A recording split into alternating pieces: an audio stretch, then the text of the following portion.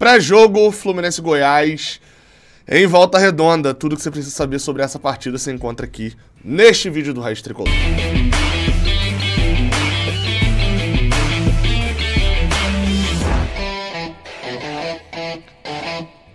Seja bem-vindo, você guerreiro, você guerreira de todo o Brasil, de todo o mundo. Aqui é o canal Raiz Tricolor, eu sou o Gabriel Amaral, eu sou jornalista e sou tricolor. Deixa um like aqui embaixo, se inscreve aqui no Raiz Tricolor, dê essa moral pra gente, vem com a gente pra gente falar desse jogo entre Fluminense e Goiás. O jogo acontece hoje às 7 horas da noite, cedo.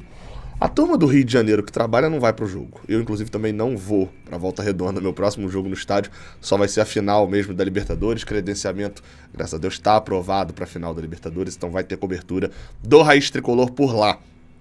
Não estarei hoje em Volta Redonda. Fiz uma viagem muito grande nesse final de semana de carro. E o carro vai precisar descansar na oficina ali pra fazer algumas questõezinhas. E aí, enfim, o jogo do Galo, acabei também não conseguindo me organizar por aqui pra estar.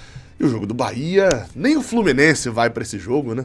Convenhamos, eu também não vou. Queria muito ir na Fonte Nova, mas nesse ano não vai dar. Então, o próximo jogo só Fluminense e Boca, que é daqui a 10 dias, né? Quando a gente estiver lançando esse vídeo.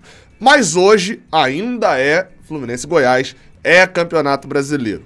19 horas, jogo bem cedo. Transmissão do Sport TV e do Premier. Eu narro ao vivo aqui de casa, né, como já falei, com o Vitor Lessa nos comentários. Então, teremos transmissão aqui no Raiz Tricolor, lá no canal 20 e também no canal do Lessa. Jogo de número 65 entre Fluminense e Goiás. Foram 64 até hoje, 29 vitórias, 19 derrotas e 16 empates. Uma curiosidade que rolou uma vez Fluminense e Goiás em Volta Redonda, em 2005, empatou por 1-1, gol de Gabriel, lateral do Fluminense. Sobre o jogo de hoje, cara, especificamente, existem duas correntes de pensamento hoje na torcida do Fluminense. Que correntes são essas? Talvez me diga se você se identifica com uma delas ou se de repente você não se identifica com nenhuma delas e tem uma terceira, aí você bota aqui no chat. Que é o seguinte, uma das correntes diz que dane-se o campeonato... São três correntes, tá? Tem uma terceira. Primeira corrente, dane-se o Campeonato Brasileiro, dane-se o que acontecer, eu nem vou ver esse jogo, eu nem sei por que eu tô vendo esse vídeo, dane-se Fluminense e Goiás, meu foco é só Fluminense e Boca. Essa é uma das correntes. A outra corrente é, talvez um do meio termo, seja, cara, dane-se o Campeonato Brasileiro, dane-se o resultado do jogo, eu só quero que o Fluminense jogue bem, porque isso pode influenciar no jogo do próximo sábado. Mas assim, ó, tanto faz, pode ser 3-0 com o Goiás, se eu olhar e achar que o Fluminense foi bem, tá tudo ok. E a terceira corrente, que é a que eu me identifico mais, que é a que tá bem assim, meu Deus do céu, o Fluminense é nono no Campeonato Brasileiro, tem 42 pontos, não deve abrir G7, e o Fluminense nesse momento tá 2 pontos atrás do Grêmio, que é sexto, e a gente olha pra frente e vê um monte de jogo fora de casa. O Fluminense precisa ganhar do Goiás, e além de tudo, o Fluminense ainda não tá tendo resultado, ainda tá jogando mal. O Fluminense precisa ganhar do Goiás, precisa estar seguro para poder chegar contra o Boca e jogar tudo que vem jogando e que sabe, não tentar ficar buscando um jogo lá do início do ano. Eu exagerei nas três aqui, obviamente, né? Óbvio que ninguém caguei pro Brasileirão, assim como ninguém tá desesperado, meu Deus, o Fluminense não ganhou no Brasileirão, vamos perder a Libertadores. Mas acho que são essas três correntes do grau de preocupação com o jogo de hoje. Em qual você se identifica mais? Falando um pouquinho dessa última que eu falei agora, até porque se você está vendo esse pré-jogo contra o Goiás, imagino eu que você esteja se importando com a partida de hoje. Eu venho falando desde o jogo contra o Corinthians, o Fluminense precisa ganhar e jogar bem. Jogar bem para final, ganhar para o Brasileirão, né? Você entrega para os dois lados. A situação no Brasileirão, de fato, ela não é muito boa. O Fluminense vai ter uma sequência agora de jogos fora de casa, onde ele normalmente nesse Campeonato Brasileiro não pontua. Perde muitos jogos, empata poucos e ganha quase nunca, não ganha desde maio. Então o Fluminense precisa ganhar do Goiás hoje. Ah, Gabriel, mas pré-Libertadores isso vai interferir? Cara, provavelmente nada. A vitória, talvez uma questãozinha no ambiente. Mas assim, na prática, o Fluminense precisa responder. O campo precisa responder a algumas mexidas que o Diniz tem feito. E é disso que a gente vai falar agora no Bola em Campo. Só para poder deixar claro, a gente não está pegando ninguém do outro lado. Contra o Red Bull Bragantino era o vice-campeão, contra o Botafogo o vice-campeão, vice-líder, contra o Botafogo era o atual líder, e contra o Corinthians Aí sim a gente pegou um time da parte de baixo da tabela e tomou 3-1 no primeiro tempo. Mas no caso do Goiás, é um time que não tem muitas vitórias, né? Nos últimos tempos aí não. Então é um time de parte de baixo da tabela e que a gente tem um mando de campo. Então assim, o Fluminense precisa sair do Volta Redonda hoje com a vitória. Mas vamos falar um pouquinho mais no Bola em Campo pra gente ver o que o campo pode responder ao Diniz. Vamos lá, tá? Bola em campo aqui no Raiz Tricolor pra gente poder falar sobre o Fluminense que vai jogar contra o Goiás. Essas são as prováveis escalações de Fluminense e Goiás. Tá aí na tela. Deixa eu acertar aí para poder você conseguir visualizar as escalações legalzinho, mas você já viu que deve ter mudanças no Fluminense. Fluminense provável, tem Fábio no gol, Samuel Xavier na lateral direita, Marlon e Felipe Melo. Felipe Melo voltando à zaga e Marcelo na lateral esquerda. Tem André e tem Martinelli ou Lima, um dos dois. Vou falar já já sobre essas mudanças. Tem Ganso, tem Keno, tem Arias e tem Germancano. Esse é o provável time do Fluminense contra o Goiás. Felipe Melo tá voltando, Marcelo tá voltando. Ambos estavam fora da última partida do Fluminense contra o Red Bull Bragantino e não viajaram para lá, mas já foram para Volta Redonda. O Fluminense já chegou em Volta Redonda e tinha cobertura lá. No caso do Lima, é outro jogador, o camisa 45, que segundo o GE pode ser titular e briga pela vaga com o Martinelli. Eu vou ser sincero, algo que eu já falei, a galera sabe, eu gosto bastante do Lima, é um jogador que eu acho muito importante de qualquer time ter no elenco. Não me atrai muito o Lima jogando ao lado do André como esse homem aqui no meio de campo. O que pode estar pensando o Fernando Diniz? O Lima jogando como segundo atacante. E ele tentar montar o 4-2-4, 4-4-2, talvez centralizar mais o Arias e abrir mais o Lima, e aí fazer o 4-2-4 com Arias na função aqui de segundo atacante ou de outro centroavante. Não sei, quero ver como é que vai se desenhar. Se for dessa maneira aqui, aí eu começo a achar um pouco interessante. Gabriel, mas o 4-2-4, não sei o quê. Não, achar interessante no sentido de que ele tá vendo e procurando alternativas, entendeu? Agora, botar o Lima no meio de campo aqui só com o André, pra mim é repetir o de sempre. Já essa escalação aqui, se o Martinelli for titular, ela de cara não me agrada muito, porque, enfim, o Ganso não tem me agradado muito. Mas dentro do formato e pensando em final, me agrada mais. Por quê? Porque pra mim, a grande escalação do Fluminense no ano foi feita na final do Campeonato Carioca e se estendeu até a lesão do Alexander um pouquinho depois ali. Gabriel, mas não tem o Alexander? Sim, porque nesse momento o Martinelli joga mais do que o Alexander tem entregue mais futebol. Dito isso, né, acredito eu que essa escalação emule o time da final, um time mais perto do que eu gostaria. O Marlon não estaria, né? Seria o Nino, que tá lesionado. E aqui, nesse caso, ao invés do Ganso, se a final fosse hoje, eu iria com Lima aqui, mas eu não tenho certeza absoluta disso, não. Bem, esse é o time do Fluminense. Falando só de desfalques, né, do Fluminense para essa partida, além do Nino, né, que tá se recuperando de lesão, só o John Kennedy. John Kennedy não viajou para a Volta Redonda. Deve voltar no final de semana no jogo contra o Galo lá em BH. Já a equipe do Goiás,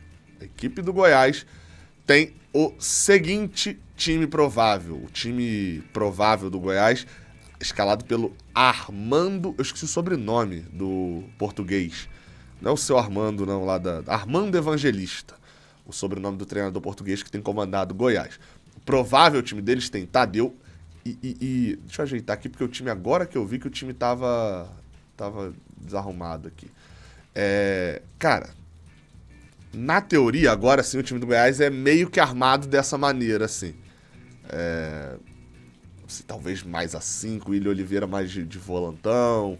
Enfim, não é muito certezona, não. Mas vamos lá, tá? O provável time do Goiás. E me assusta quando eu olho pro time e eu não conheço muitos jogadores. Tadeu é o goleiro. Maguinho é o lateral direito da equipe goiana. Sidmar e Bruno Melo na zaga, com Hugo na lateral esquerda. O Willian Oliveira, que é aquele que jogou no Fluminense e estava no Cruzeiro até pouco tempo. Morelli e Guilherme Marques, com Palácios, João Magno e Alano. Eu botei o Palácios aqui, na verdade o Palácios inverte aqui também, porque ele e o Morelli joga mais aqui pelo meio de campo, junto com o William Oliveira, e o Palácios abre mais. Pode haver uma troca aqui, mas o argentino costuma jogar um pouco mais na frente. Esse é o time que você olha, você bate o olho e você fala assim, tá, eu conheço o Tadeu, eu vou falar de mim, tá? Eu conheço o Tadeu, eu sei que o Guilherme Marques vem jogando ali de uma maneira interessante pelo Goiás, o Bruno Melo passou pelo Corinthians e pelo Fortaleza, e é meio que isso. O William Oliveira, né, que eu já citei. É meio que isso. Tem muito além disso, não. Assim, é um time desconhecido. Por quê? Porque o time que joga essa parte ali do campeonato, meu amigo, tem um monte de medalhão, esse time tá fadado ao rebaixamento. O time que tem jogadores mais desconhecidos tende a funcionar um pouco melhor. O caso do Goiás atualmente é que, apesar do Matheus Babi, né, voltou agora, tá no banco, pode ser até que seja titular também, o Lucas Halter, que é o grande zagueiro e um dos grandes artilheiros do Goiás no ano, tá fora. Foi convocado pro Pan-Americano. Tá no PAN? Não. Se lesionou e tá fora do PAN e fora do Goiás. Agora, existe uma situação que me preocupa dentro desse jogo, que é o seguinte. Bola aérea. O time do Goiás, ele, sem o Lucas Halter, que como eu falei é o vice-artilheiro, acho que é o vice ou terceiro artilheiro da equipe do Goiás no ano, ele perde muito na bola aérea, é fato. Dito isso, dos últimos 7 dos últimos 10 gols e 9 dos últimos 12 gols do Goiás, ou seja, em média aí, 1 a cada 3 gols do Goiás, perdão, 9 para 12, 75% dos gols do Goiás são feitos de cabeça. Essa é a parte que me preocupa, porque o Fluminense é um time que tem problemas na bola aérea. Com o Felipe Melo, isso normalmente tende a melhorar. Em relação a nosso ataque funcionar, o Goiás é um time que sofre poucos gols. Você pegar ali os últimos jogos e falar, pô, Gabriel, sofre poucos gols, acabou de tomar um 6-4 do Bahia, pô. Como é que sofre poucos gols? Exato, você tira esse jogo, porque às vezes tem uns jogos assim, meu amigo, que vira maluquice.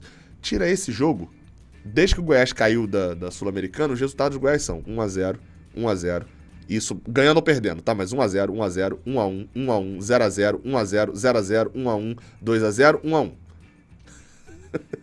Não tem 2 gols ali nos jogos do Goiás. Teve contra o São Paulo, teve nessa maluquice contra o Bahia, né? 6 gols pro Bahia, 2 gols pro São Paulo depois. Mas assim, dos últimos 10 jogos só aconteceu só nessas 2 vezes, mais ou menos. Então a gente tá falando de... E no Campeonato Brasileiro a sequência vai pra trás, tá? 1-0 com Fortaleza, 1-1 com o Grêmio, 1-0 com o Cruzeiro, 0-0 com o Atlético Mineiro, até lá atrás no 4-3 com o Santos. Que ele tomou 4-1 e foi recuperar no placar. Então assim, é um time que habitualmente o jogo tem poucos gols, tá? De vez em quando surge uma goleada maluca. Então o Fluminense tem que se aproveitar disso, de resolver fazer 1-0. O Fluminense não abre o placar. Desde o jogo contra o Cruzeiro, o Fluminense não abre o placar. Abriu contra o Fortaleza um pouquinho mais atrás, quando abriu venceu por 1-0, mas quando começou atrás, teve dificuldades para recuperar. Recuperou contra o Corinthians. Mas contra o Botafogo não, contra o Red Bull não, enfim, contra o Vasco não. Recuperou, mas tomou mais, enfim. É algo que a gente tem que ficar de olho dentro desse jogo. Porque, mais uma vez, o Fluminense vai com a equipe titular. Então a gente tem que avaliar desempenho. É óbvio que dia 4 é outra história. Mas taticamente, tecnicamente, a gente tem que avaliar esse desempenho do Fluminense hoje contra o Goiás também, pensando no dia 4. Como eu falei, desfalque Nino, né, principalmente. Jorge, já desfalcou o Fluminense no ano. Manuel, Vitor Mendes, Gustavo Apes, aqueles desfalques que a gente já tá mais acostumado. Cara, sobre a equipe de arbitragem. Quem apita é Leandro Pedro Voaden. Eu não vou falar nada sobre a arbitragem, não. Tem vídeo aqui no canal. Leandro Pedro Voaden apita a partida de hoje. É isso então. Espero você aqui no Raiz Tricolor. Ou se você estiver vendo pré-jogo do Lessa, o Lessa te espera lá no canal dele. A partir das 5 para as 6, 5h55 a gente abre a transmissão. Cedo, porque o jogo é cedo, às 7 da noite. Pra gente poder fazer aquela transmissão legal. Beleza? Tamo junto. Até a próxima. Valeu!